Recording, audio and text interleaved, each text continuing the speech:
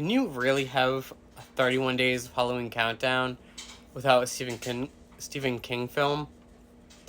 I definitely don't think you can.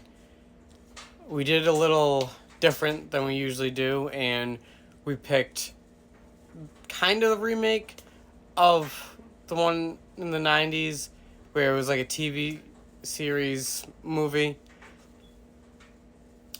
Stephen King did a lot of those back then where it was made for TV but then later released on DVD. Well, as you can tell, this is just straight DVD. This is part one to another one, just so you're aware. Now, one of the biggest things I want you to pull away from this is Bill Skarsgård. He plays Pennywise.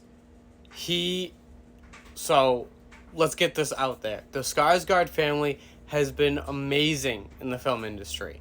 Between Stellan Skarsgård, Alexander Skarsgård, and Bill's just the youngest. And when you watch this film, you can see the potential of what their family brings to the big screen. I feel like that was one of the biggest catalysts in this movie because the whole part one is attacking these kids from Derry, New Hampshire when they were younger. And when you have younger actors, it's hard to really draw in a crowd regardless of this plot of the story because nobody's ever seen them act. And that's why I feel like Bill Skarsgård was a good choice because a lot of people only went to go see this movie because he was playing Pennywise. And now Tim Curry played the original Pennywise and he knocked it out of the park. Well, guess what? So did Bill Skarsgård. Now, if you guys have never heard of the It book from Stephen King, you've never watched the original, I'm going to give you a little overall thought of what Stephen King's It really is about. So, when you read the book, he kind of leaves it into interpretation as to what you think the creature is. Now, when they made the film in the 90s, he was a clown who turned into a giant spider. And that's kind of what they stuck with on here. Except they stayed more into the storyline of it. Now, they went more in detail with the deaths. They went more in detail with the history of Derry. And that's why I feel like this was such a success. The movie came out in 2017, so it's old, but it's not that old, but it's definitely getting there. It's rated R. It's only 2 hours and 15 minutes. Now, it is very, very, very gruesome. So, if you think your kid can kind of deal with it, you need to make sure 100% that they can. Because it will give you nightmares. Whether your child's afraid of clowns or your child is just afraid of anything horror in general. With that being said, you can find this on HBO Max. IMDb gave it a 7.3 out of 10, but I give it a 4 out of 10. And that's simply because, so the plot of this story is all these kids going missing in Derry, New Hampshire, and the whole town's trying to figure out why.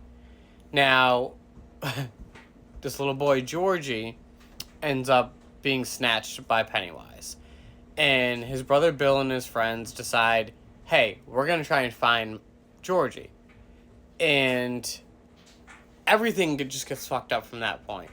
Where they end up seeing Pennywise tortures them, and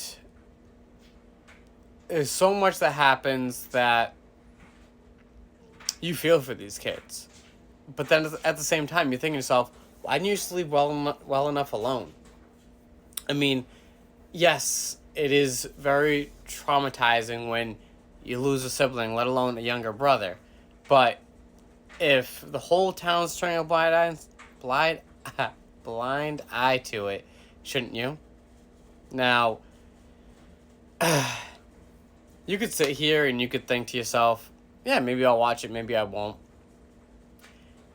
One of the biggest things that I want you to remember when you watch this film is think to yourself, are you watching this because of the reputation that Stephen King has? Or are you watching this because of the reputation that Bill Skarsgård has? Or both? That's what I feel like kind of killed it in the theaters, because it was amazing when it came out. It was a hit in the box office. But nobody ever really figured out whether it was Stephen King's purpose or Skarsgård's purpose. Now, like I said earlier, it's very gruesome, so please, I want to reiterate, please be careful as to who you watch this with, because part 2 is even worse. So I appreciate you listening to this. Let me know what you think. Let me know if you've already watched it, because, I mean, 2 hours and 15 minutes for one part, it's definitely a lot for me. I still prefer the original because, I mean, at least in part 1, the actors were a little bit better. But like I said, that's something that you deal with when you watch a film with new young actors. And, who knows? Those kids could be the new A-listers, but I haven't seen any yet. So, like I said, check it out. Let me know. Thank you.